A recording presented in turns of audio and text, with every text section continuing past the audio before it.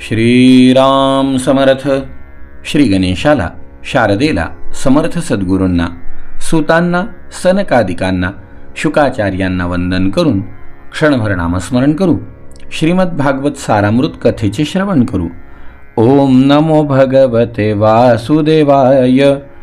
ओम नमो भगवते वासुदेवाय. ओम नमो भगवते वासुदेवाय. ओम नमो भगवते वासुदेवाय. ओम नमो भगवते वासुदेवाय. गोपाल कृष्ण भगवान की जय. सच्चिदानंद रूपाय विश्वोत्पत्त्यादि हेतवे तापत्रय विनाशाय श्रीकृष्णाय वयं नमः. श्रोते हो नमस्कार. शुकाचार्य राजा परीक्षितीला सांगतायत, राजा गोपींचं प्रेम पाहून उद्धवजींचा सुद्धा मानस भगवंताविषयी दृढ झाला. प्रेम तर होतंच, भक्ती तर होतीच, पण ज्ञानामुळे त्या भक्तीत आणि प्रेमामध्ये जे अंतर पडत होतं, गोपींचं प्रेम पाहिलं आणि ते प्रेम पाहून भारावून गेलेले उद्धवजी जेव्हा भगवंताला भेटले तेव्हा इतिवृत्तांत भगवंताला सांगितला. भगवंतालाही ऐकून आनंद वाटला. भगवंताला त्या गोपींनी आईवडिलांनी दिलेल्या भेटवस्तू अर्पण केल्या गेल्या. राजा सर्वांचे आत्मा आणि सर्व साक्षी भगवान गोपाल कृष्ण त्यांना भेटण्यासाठी व्याकुळ झालेल्या कुब्जेला सुखी करण्यासाठी तिच्या घरी एकदा गेले. तीच कुब्जा, तीच दासी जी कंसाचा शृंगार करत होती, पण भगवंतानी तिला प्रार्थना केली म्हणून त्या कुब्जेनी भगवंताचा शृंगार केला. तेव्हा भगवंतानी तिला अभिवचन दिलं होतं की आम्ही तुम्हाला भेटायला नक्की येऊ, तुमच्या घरी येऊ. बहुमोल सामुग्रीने कुब्जेचं घर भरलेलं होतं. शृंगाराला उपयोगी अशी पुष्कळ सामग्री तिच्या घरामध्ये ठेवलेली होती. ठिकठिकाणी मोत्यांच्या झालरी आणि पताका लावलेल्या होत्या, चांदवे लावलेले होते, शय्या अंथरलेल्या होत्या आणि बसण्यासाठी आसनं ठेवलेली होती. धुपाचा सुगंध दरवळत होता, दिवे प्रकाशित होते, फुलांचे हार आणि सुगंधी द्रव्ये ठेवलेली होती. भगवंत आपल्या घरी आलेले पाहून कुब्जा लगबगीने आपल्या आसनावरून उठून उभी राहिली आणि आपल्या सख्यांसह पुढे होऊन तिने भगवंतांना उत्तम आसन देऊन त्यांची पूजा केली. त्याचप्रमाणे उद्धवाची सुद्धा तिने यथायोग्य पद्धतीने पूजा केली. पण उद्धवानी तिने दिलेल्या आसनाला केवळ स्पर्श करून जमिनीवरच खाली बसायचा निर्णय घेतला. सन्मानापुरता त्या आसनाला हात लावला. श्रीकृष्णही लोकरीतीचे अनुकरण करीत लगेच तिच्या बहुमूल्य शय्येवर जाऊन बसले. तेव्हा कुब्जेने स्नान करून उठणं, रेशमी वस्त्र, अलंकार, पुष्पहार, गंध, विडा, सुधासव आदींनी स्वतःला खूप सजवलं आणि लज्जायुक्त स्मित हास्य हावभाव करीत विलासपूर्ण नजरेने पाहत पाहत ती भगवंताकडे आली. मिलनाची पहिलीच वेळ असल्याने कुब्जा संकोचाने थोडीशी थकबगली. तेव्हा भगवान गोपाल कृष्णांनी तिला आपल्याजवळ बोलावलं आणि कंकणांनी सुशोभित असा तिचा हात धरून तिला पलंगावर बसवून घेतलं. ते तिच्याशी रममान झाले. या जन्मामध्ये कुब्जेने भगवंतांना फक्त सुगंधी उटणं अर्पण केलं होतं. त्या एका शुभकर्माचं हे फळ देण्यासाठी भगवंत तिच्या घरी आले. भगवान श्रीकृष्णांचे चरण कुब्जेने आपल्या कामसंतप्त हृदय, वक्षस्थळ आणि डोळ्यांवर ठेवून घेऊन त्यांचा दिव्य सुगंध ती घेऊ लागली. अशा प्रकारे तिने आपली सर्व व्यथा नाहीशी करून घेतली. आनंदमूर्ती प्रियतम श्यामसुंदरांना आपल्या दोन्ही हातांनी गाढ आलिंगन देऊन कुब्जेने प्रदीर्घ कालापासून आपला विरहताप शांत केला.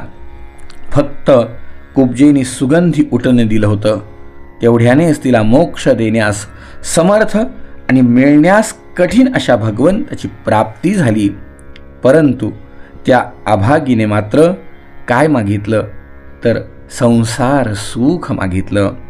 सैवं कैवल्यनाथंतं प्राप्य दुष्प्रापमीश्वरम् अंगरागार्पणेनाहो दुर्भगे दमयाचत.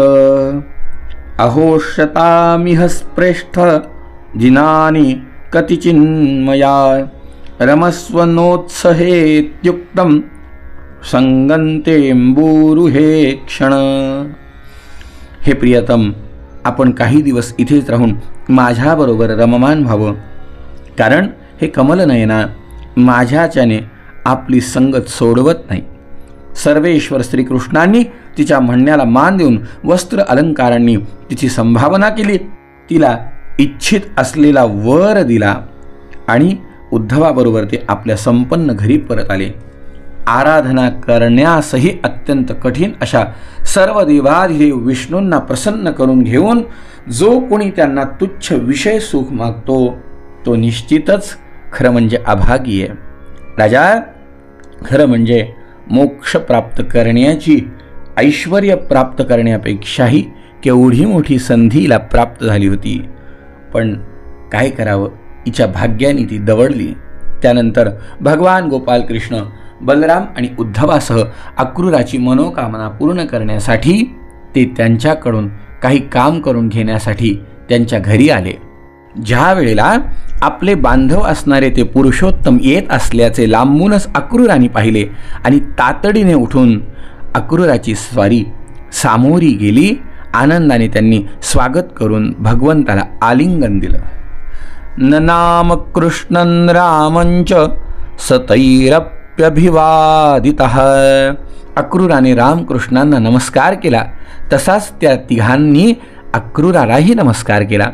सर्वजण आसनावर बसल्यावरती अक्रूराने त्यांची विधिवत पूजा केली. राजा, प्रथम त्याने भगवंताचे चरणोदक मस्तकी धारण केले.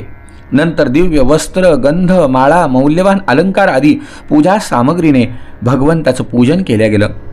मस्तक लववून त्यांना नमस्कार केला गेला आणि त्यांचे चरण आपल्या मांडीवर घेऊन तो ते चेपू लागला.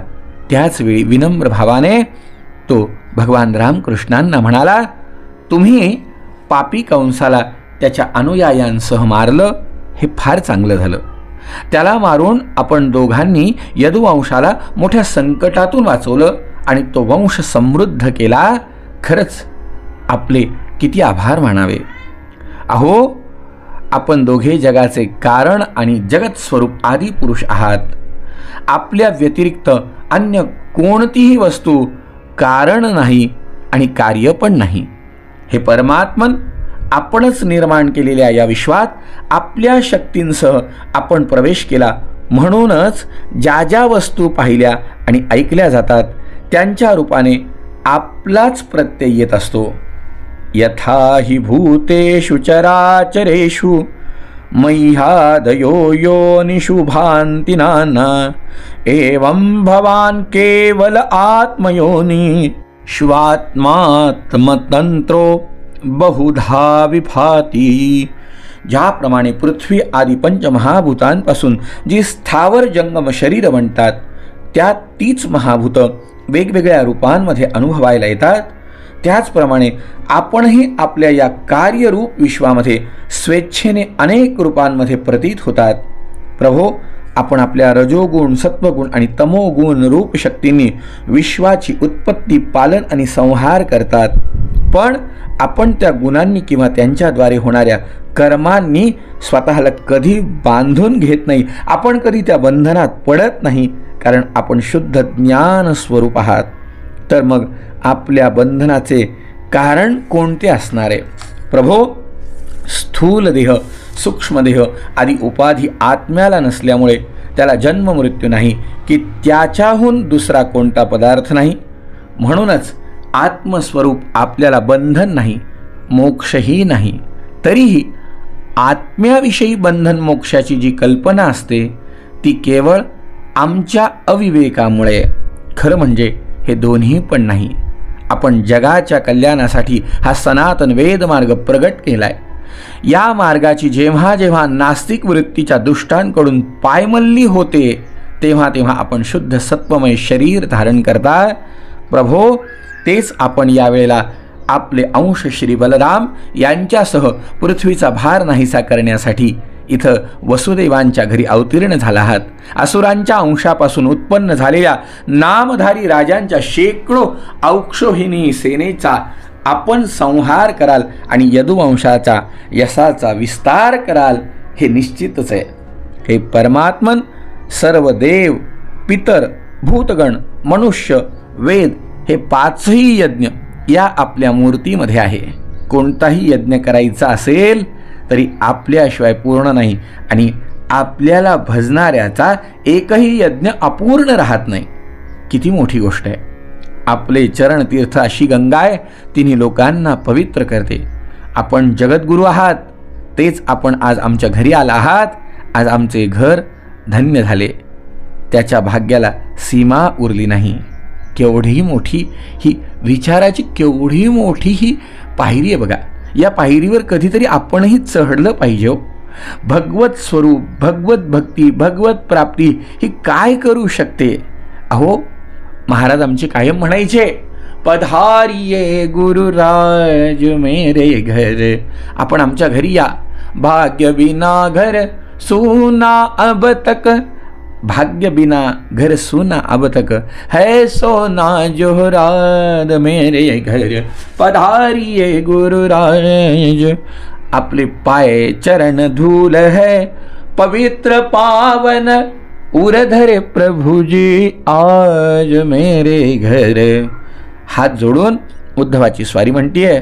खरंच देवा, किती अक्रूर काकांना आनंद झालाय हो.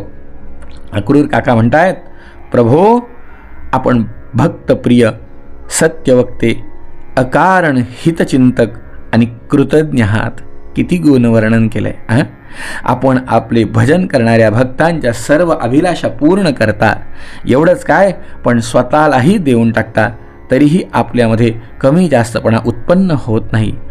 अशा तुम्हाला सोडून कोण बुद्धिमान मनुष्य दुसऱ्या कोणाला शरण जाईल. किती गुणवर्णन केलंय. एकेका शब्दामध्ये भगवंताचे किती गुण सांगितले हो. आपण भक्तप्रिय आहात हे खरंच आहे. सत्यवक्ते आहात हे त्यापेक्षा खरं आहे. आणि अकारण हितचिंतक आणि कृतज्ञ आहात. खरंच आहे. अकारण जगाची चिंता भगवंताला लागलेली आहे.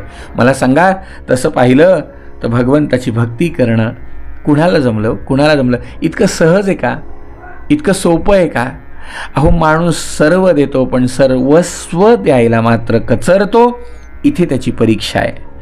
हात जोडून अक्रूर काका म्हणतायत, हे प्रभो, मोठमोठे योगी आणि देवराज सुद्धा ज्यांचे स्वरूप जाणू शकत नाही त्या आपले आम्हाला साक्षात दर्शन झाले. केवढी भाग्याची गोष्ट आहे. प्रभो, आम्ही स्त्री, पुत्र, धन, स्वजन, घर, देह आदी रूप मोहाच्या दोरीने बांधले गेलेलो आहोत. हा आपला मायेचा खेळ आहे. कृपा करून आपण आमचं हे बंधन लगेच तोडून टाका. तात्काळ आम्हाला याच्यातनं मुक्त करा. शुकाचार्य म्हणतात, राजा, भक्त अक्रूराने अशा प्रकारे भगवान श्रीकृष्णांची पूजा आणि स्तुती केली. नंतर भगवंतांनी स्मित हास्य करून त्यांना जणू मोहित करीत आपल्या वधूर वाणीने म्हटलं, काका, त्वन्नो गुरु पितृव्यश्च श्लाघ्यो बंधुश्च नित्यदा. काका, आपण आमचे हितोपदेशक, चुलते आणि आदरणीय बांधव आहात. आम्ही आपल्या मुलासारखे आहोत. आपणच आमचे रक्षण पालन करून आमच्यावर कृपा करा. जे आपले कल्याण इच्छितात त्यांनी आपल्यासारख्या परमपूजनीय आणि महाभाग्यवान संतांची नेहमी सेवा केली पाहिजे. संत देवांपेक्षाही श्रेष्ठ असतात. भगवान सांगतायत, संत देवापेक्षाही श्रेष्ठ असतात. कारण देवता स्वार्थी असतात, संतांचे ठिकाणी मात्र स्वार्थ नसतो. भवद्विधा महाभागा निषेव्या अर्हसत्तमाः श्रेयस्कामैर्निर्भिनित्यं देवा स्वार्थान साधवः. साधूंमध्ये स्वार्थ नसतो. खरंच फक्त पाणी म्हणजे तीर्थ नाही, फक्त माती म्हणजे पाषाण आणि बनवलेल्या मूर्तीची देवता नाही. कारण तीर्थ देव कालांतराने पवित्र करतात, पण संत मात्र, संत दर्शन हे तात्काळ पवित्र करणार आहे. आपण आमच्या हितचिंतकांमध्ये श्रेष्ठ आहात, म्हणून आपण पांडवांचे हित करण्यासाठी, तसंच त्यांची खुशाली जाणून घेण्यासाठी हस्तिनापूरला जावं अशी आमची इच्छा आहे.